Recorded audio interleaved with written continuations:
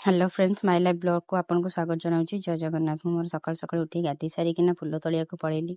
Full तोलिकी आसला पर मु सबुदिन जमी पानी दिए 3टा गछरे, तुलसी गछरे, एलोवेरा गछरे, मनी प्लांट पानी देदेली।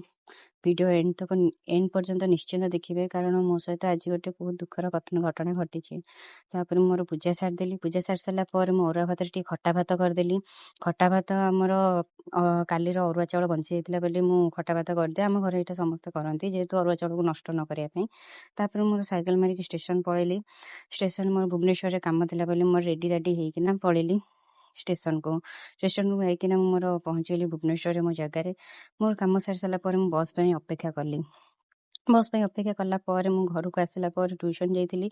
ट्यूशन मोर सडन किना मत शुणा मिला कि बाबा देह बहुत सीरीयस अच्छी से कटक मेडिकल आडमिट अच्छा।